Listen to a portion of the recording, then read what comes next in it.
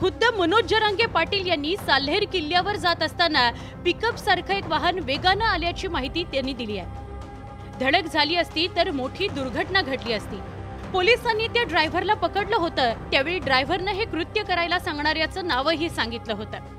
सगळेच वाजले, त्याला धरलं पोलिसांनी ताबडतोब त्या पोराला। त्याला धरलं तर त्याने कोणाचं तरी नाव सांगितलं की मला पिकअप घालायचं सांगितलं।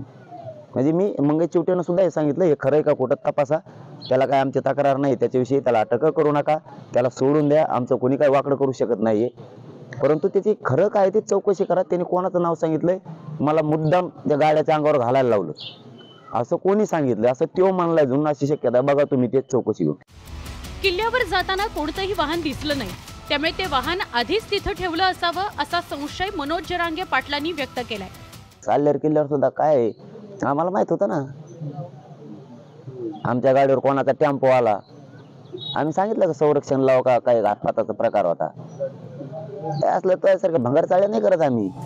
मनोज जरांगे पाटील यांनी घातपाताचा संशय व्यक्त केल्यानं खळबळ उडाली आहे। परिणामी घातपात करण्याचा कट कोणी रचला हा प्रश्न निर्माण झालाय। मराठ्याचा जो माणूस असेल त्याला मतदान होईल आणि ह्या जरांगे पाटील होणारच आहेत मुख्यमंत्री, ते आता सांगायची गरजच नाही राहिलेली आहे। जनतेने हातात घेतला, पदावर खुर्चीवर नसले तरी आमचा मुख्यमंत्री जरांगे पाटील। इथून माग मराठा समाज हा एक कधीच होत नव्हता, पण हे जरांगे पाटलांच्या माध्यमातून सर्वांनी एक केलेलं आहे। हे आमचं जे हक्काचं आहे तेच आम्हाला मिळालेलं पाहिजे।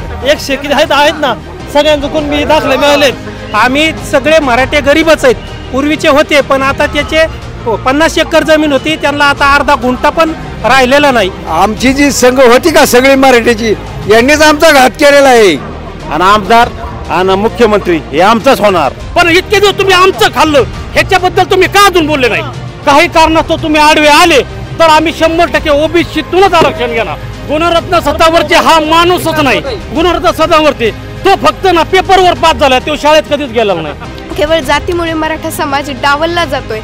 आई बापांना मोलमजुरी काढून शिकवायचं, कर्ज काढून शिकवायचं, आरक्षण इतरांना पडतं, पण 1-2 मार्कावरून डावललेला हा विद्यार्थी एकतर आत्महत्या करतो किंवा मग नैराश्यात जातो। आवाज उठवता येत नसेल तर आवाज उठवणाऱ्याच्या पाठीमागे उभे राहा।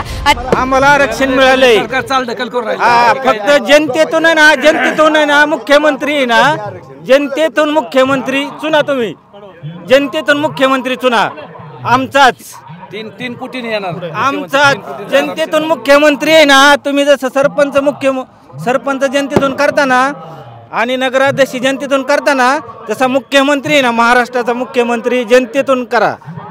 कोण असेल जनतेतून केला तर? जरांगे पाटील। सर्वसामान्यांची इच्छा आहे, सर्वसामान्य नाही, सर्वसामान्य नाही, सगळ्यांची इच्छा आहे। काय वाटतं तुम्हाला जरांगे पाटील मुख्यमंत्री व्हावं? जरांगे पाटील होणारच आहेत मुख्यमंत्री, ते आता सांगायची गरजच नाही राहिलेली आहे। जनतेने हातात घेतला, पदावर खुर्चीवर नसले तरी आमचा मुख्यमंत्री जरांगे पाटील, जनतेने हातात घेतलेले आमचा मुख्यमंत्री जरांगे पाटील, सकल मराठा समाजाने हातात घेतलेले ते आता मुख्यमंत्री करण्याचं काम। आमचा मुख्यमंत्री जरांगे पाटील। काय कारण आता वेळ द्यायचा, किती दिवस दिलेला आहे? 4 महिने 6 महिने वेळ दिलेला आहे ना सरकारला। आता मग सरकार इतके दिवस गांभीर्याने का घेतलं नाही? आता का घ्यायला पाहिजेत? आता तर घ्यायला पाहिजे ना त्यांनी, ऑलरेडी तर ओबीसी मध्ये आहेच, मग ते द्यायला तुम्हाला काय अडचण काय? फक्त तुम्हाला बाकीच्या फॅसिलिटी द्यायच्यात ना। आम्ही कोणाचंही भीक मागत नाही, आम्ही ओबीसी बांधवांचं सुद्धा मागत नाही। हे आमचं जे हक्काचं आहे तेच आम्हाला मिळालेलं पाहिजे। नाही आता ते जे बोलणार नाही त्यांचा आमचा विषयच नाही, परंतु आता आम्ही जी एकजूट झालेली, इथून माग मराठा समाज हा एक कधीच होत नव्हता, पण हे जरांगे पाटलांच्या माध्यमातून सर्वांनी एक केलेलं आहे। राजकीय आरक्षणाचं आम्हाला कुठलं घेणं देणं नाही। पहिली गोष्ट आम्हाला आमच्या हक्काचं पाहिजे, आम्ही दुसऱ्याचं हिसकावून घेत नाही, पण आम्हाला जर काही कारणास्तव तुम्ही आडवे आले तर आम्ही 100% ओबीसीतूनच आरक्षण घेणार। आम्ही आमच्या पद्धतीने चालू, आम्ही तुमचं घ्यायचंय का आमचं सोडायचं ह्याच्यानेच नाही, जे आम्हाला आहे आमचं हक्काचं आम्हाला भेटलं पाहिजे ना। आज आमच्या मुलांचं इतकं मोठं नुकसान चालू आहे, ह्याची भरपाई कोण देणार आहे? इथून मागा जेवढी मोठी आमची नुकसानचं भरपाई झाली ह्याच्यावर कोणी बोललंय का? म्हणजे आम्ही आता जागे झालो, आम्ही जागे झाल्यानंतर तुम्हाला आता कळतंय नाही आरक्षण आमच्यातून नको,